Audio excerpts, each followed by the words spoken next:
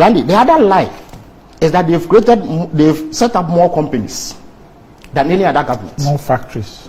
Yes, more factories. Well, they are companies, Randy. Randy, that is also another lie.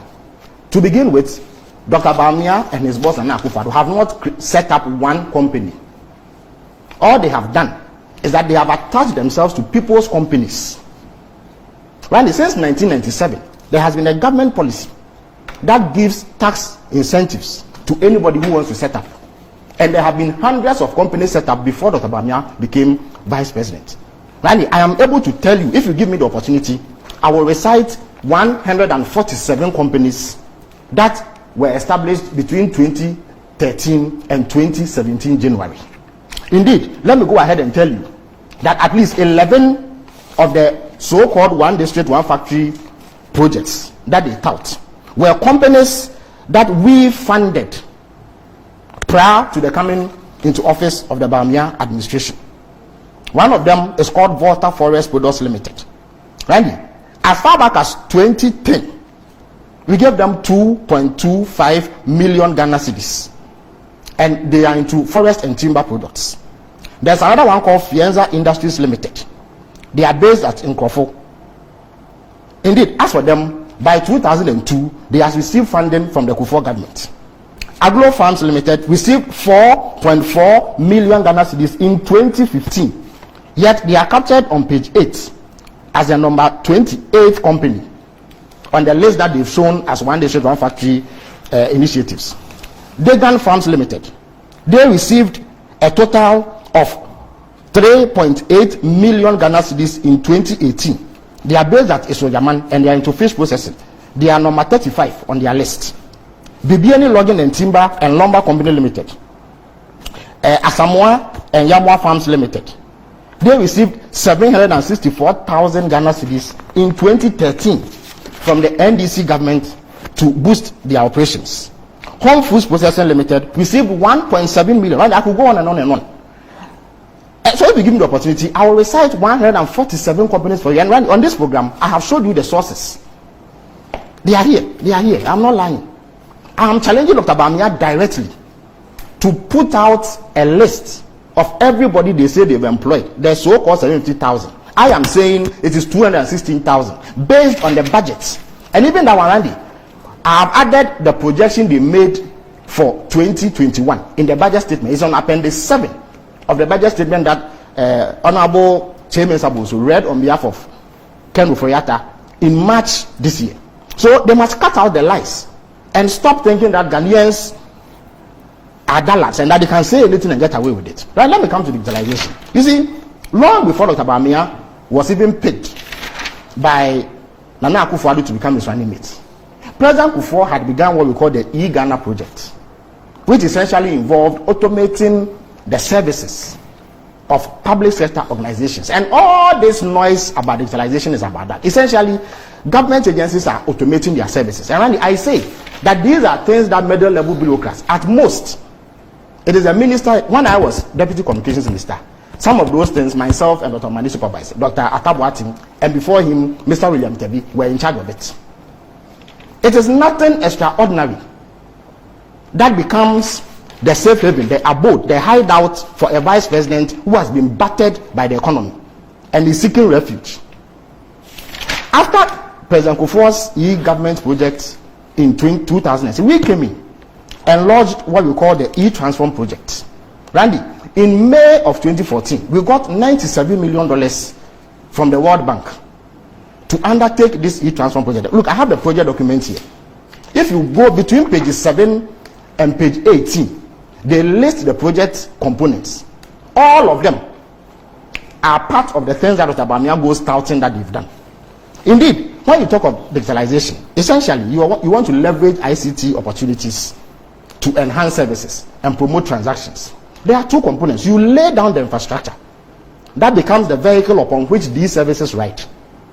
Let Dr. Bawumia show me any significant investment they've made in even providing ICT infrastructure to ensure that they leverage on it. Randy, in Dr. Omani's article, he lists a lot of them, but I know you don't have time, so I won't go through all of them. Randy, from Accra to Boku, we laid a 1,000 kilometer fiber optic cable. What happens is that in those corridors, they are underserved. And in many cases, mobile telephone companies don't like going there. So they call them last mile service areas. That cable passes through 20 districts, 20 districts, 120 communities. There are millions of people living there. If you go there today, it is this fiber optic cable that the telcos are leveraging on to provide data and voice service for people. And they have some of the fastest internet, faster than some. What about the ones that are done by? There's an agency under the ministry. NITA. Not NITA. There's another one where you have the likes of KNet go set up. GIFIC. Yes, I'll come to that. I'll come to that. So that was done. When you come to Accra and Tema, there's a 300-kilometer radius metro fiber, which ISPs, internet service providers, and telcos are leveraging on to provide data and voice services in Accra. Randy, we have what we call LTE 4G sites. LTE stands for long-term evolution.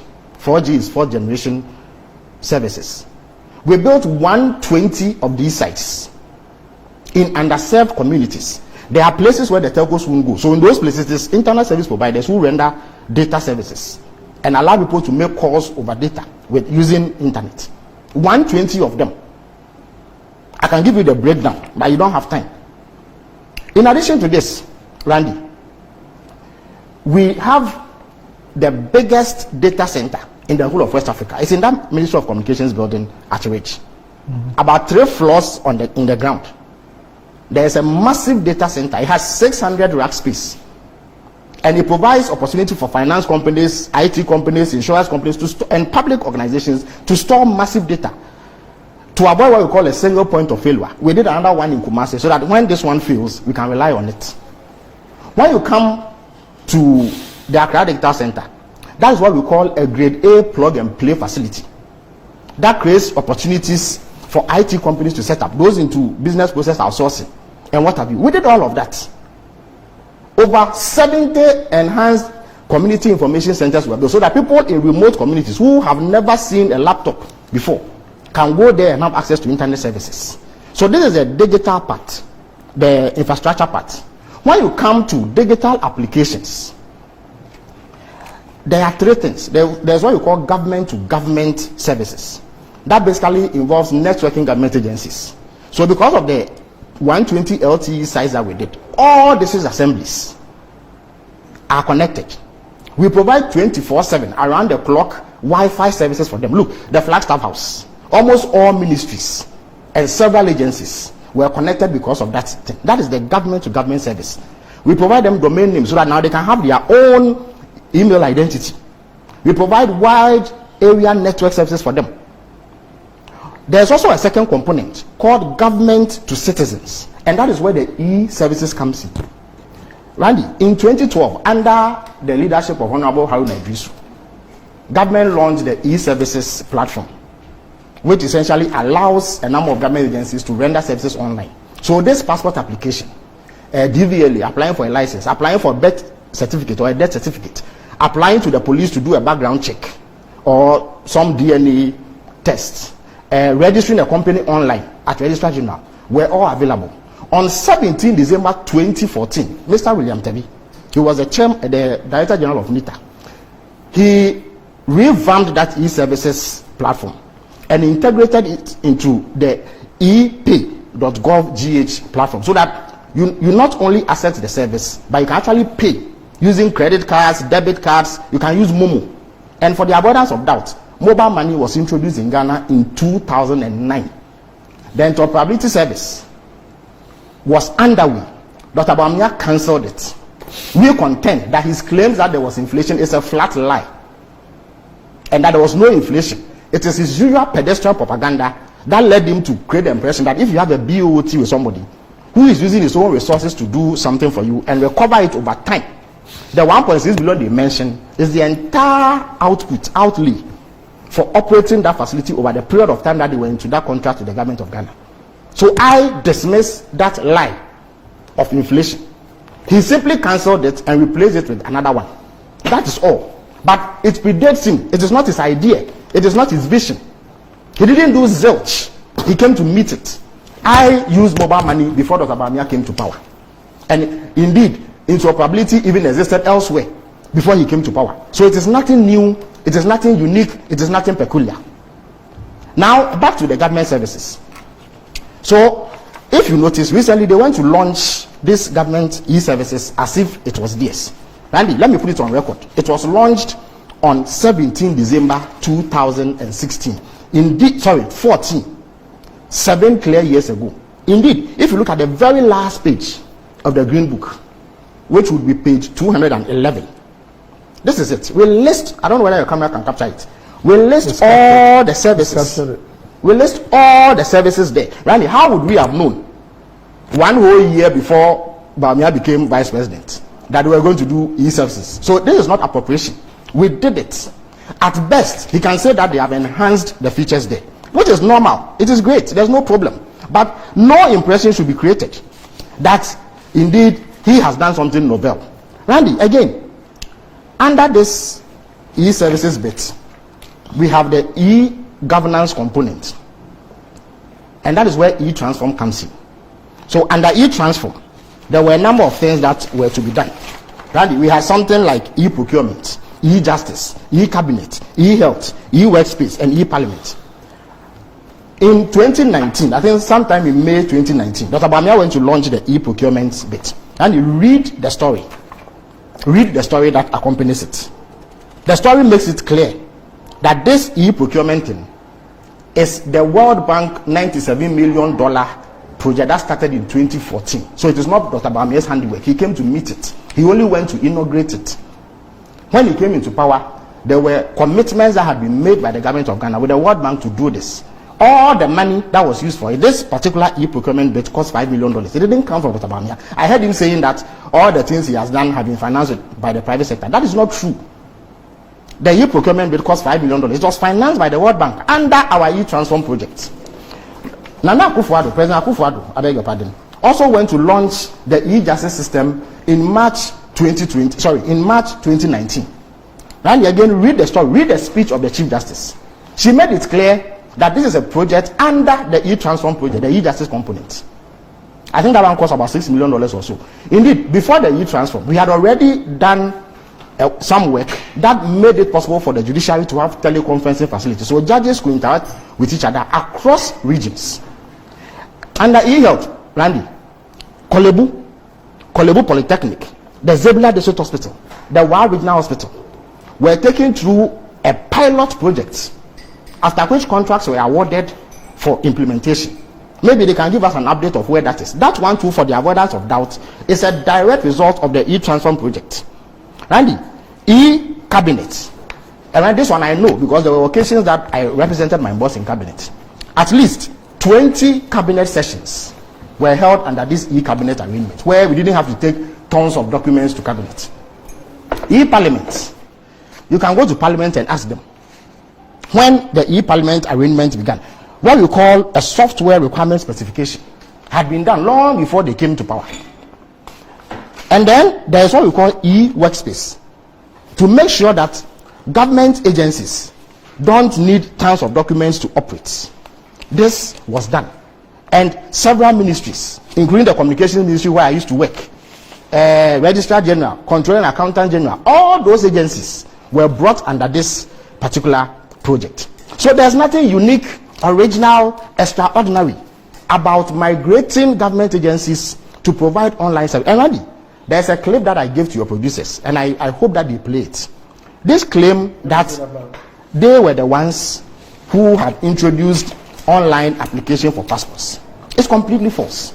And on 20th December 2016, Honorable Hannah Tete, then Foreign Minister, launched that initiative. And I have the story here. It is right here, and this one is carried by the Daily Graphic. Online passport application launched. There's actually a video clip, that is it, of her. It's just 2 minutes. Yes. Listen to her. In line with Ghana's e-government strategy, the service is seen as a solution to the existing difficulties bedeviling passport acquisition in the country. It is also expected to ensure efficiency and reliability in passport acquisition. The online passport application project was introduced in 2014 through the National Information Technology Agency's pilot. The introduction of the Ghana biometric passport replaces all non-biometric passports by the end of 2017. The launch is a culmination of the process adopted by the government to reform the delivery of travel documents for Ghanaians across the country. According to the technical advisor of the Ministry of Foreign Affairs and Regional Integration, Ambassador Leslie Cushion, who doubles as the chairman of the Online Passport Application Project Committee, applicants can make payment for the process through EcoBank, Zenith Bank, GCB Bank, mobile money transfer via Vodafone, MTN, and Airtel, as well as their payment cards. Foreign Minister Ms. Hannah Tete said the system will help the ministry deliver the highest levels of customer integrity and international standing of the Ghana passport while improving on the security and issuance system. Depending on a range of factors, we are aiming for the following delivery deadline: a maximum of 15 working days for a standard application, and then a maximum of 5 working days for express applications. In due course, it is anticipated that the ministry would introduce a premium 24-hour passport delivery service to cater for the Ghanaian business community and frequent flyers. Ms. Tete said the service will be expanded across the country by establishing passport application centers in 6 regions. And I'm optimistic that given the amount of progress that has been made in that regard already, very soon we should see that every region of the country has a passport application center. The online application service is expected to help reduce the involvement of middlemen in the passport acquisition process, reduce typographical errors, and shorten the data capturing procedures, as well as speed up the workflow for the passport processing and improve passport service delivery. Right, yes, so that's it. Yeah. So at best, you can say that you have enhanced what you came to meet, just like we enhanced what we came to meet President Ofosu. If you want to ensure that the ports are automated, it is okay. If you want to ensure that now you can sit in your home and buy medicine, it is okay.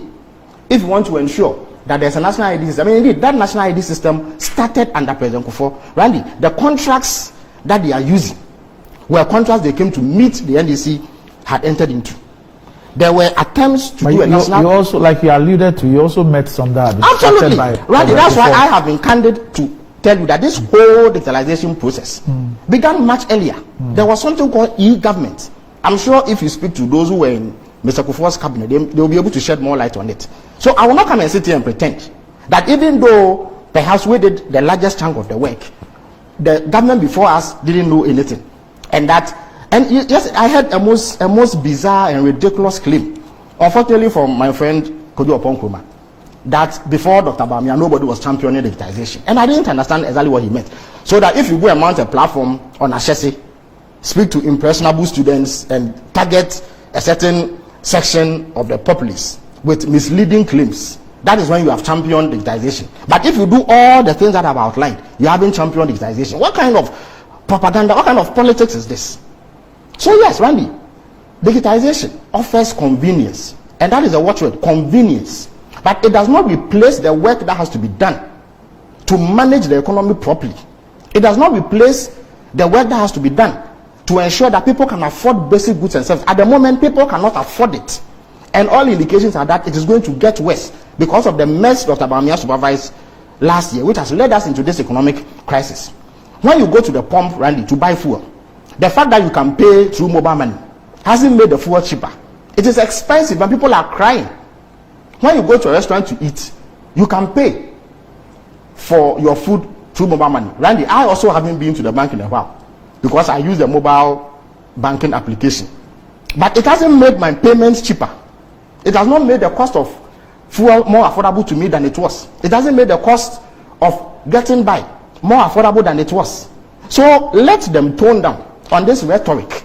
And I can assure them, Randy, that there's absolutely no way that Dr. Bawumia will be allowed to run away from the terrible economic disaster he has supervised. And let me tell you, Randy, if you look at the indicators that we took to the IMF program in 2014, it is far better than the indicators we have today. And the likes of Dr. Kingsley Nyaku, Okoboy, Dr. Bawumia and Co, who like to recite all those economic indices. Randy, there are about 18 economic indices. 18 of them. It is not all of them that are very relevant for the discussion. The key ones, Randy, is your deficit. As for economic growth, and indeed, most of the time, many of the things that contribute to economic growth are actually out of our hands. Because economic growth is not just government activity. It is true that government would ensure the environment that allows the economy to grow, even if there is private sector contribution. But many of them are out of our hands. Today, if our commodity prices crash, and when COVID came, Randy, the economy went to 0.7, the worst in 38 years, the worst in 38 years. Dr. Bawumia cannot claim to be a superior economist when he has supervised the worst economy in 38 years. When that happens, your economy will tank. But when it comes to the deficits and borrowing, which are the biggest problems contributed to the loss of confidence in this economy. And I repeat, loss of confidence. It is a scathing indictment on Dr. Bawumia that people don't have confidence in this economy. Those two are within your control. It is simply your expenditure against your revenue. When your revenue takes a hit, you look at your expenditure so that you align them. In our daily life, Randy, if you spend far more than you earn, you will be in perpetual debt and you are not managing your country, your life properly. It is the same for the economy. You decide what you spend and how you earn. So what you spend must depend on what you earn. If you are earning low revenues because of COVID, and somebody has come to support you with all this money, look, the Bank of Ghana gave them 10 billion Ghana cedis. Never happened in our history. They got 2 billion. 2 billion is 11 billion from the World Bank. They had access to our stabilization fund, about $200 million. They got about $200 million also from the World Bank and other sources. And they were given a pass on many things. Look, when the IMF gave them the money, they didn't attach any conditions because of COVID. So if you have all this revenue, you manage it such that you don't go into a hole, especially knowing that because of COVID, your revenues have dwindled. But they put us in the hole that will take 4 years to get out of. 4 years to get out of.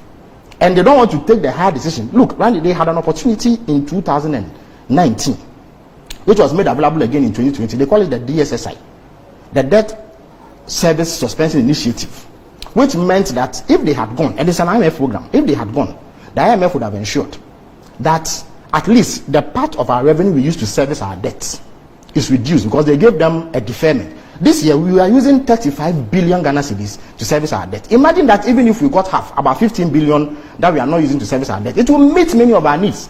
And they wouldn't have needed to impose all the draconian taxes, the COVID levy, the Ebola tax, the increase in ESLA, and all the taxes that they have heaped on us, despite their promise not to do so in opposition. They didn't do it. Because if they had done it, the IMF would have ensured that they don't spend recklessly. Right? There's another one called the Common Platform for Debt Treatments, which is available. And they will be better advised to do what they have to do and stop hinging Ghana's economic fortunes on somebody's presidential ambition. If the economy crashes, there will be no politics to be had. So, please, the substantive point I want to make before Okoboy comes in is this: that yes, digitalization is great, but it is not the panacea to the terrible economic conditions we are facing. I want to hear the head of the economic management team engage the people of Ghana on what he is doing to get us out of this mess that is creating pain and suffering for the people of Ghana. He should not run to universities taking over the work of middle-level bureaucrats and making it seem like something dramatic has happened when these things have been there all this while. All right. Okay. So Honorable Kwame Agbodza. Yeah. He says I should tell you that if fuel is too expensive at the pump for you, you can try e-fuel. Okay. Okay. Well,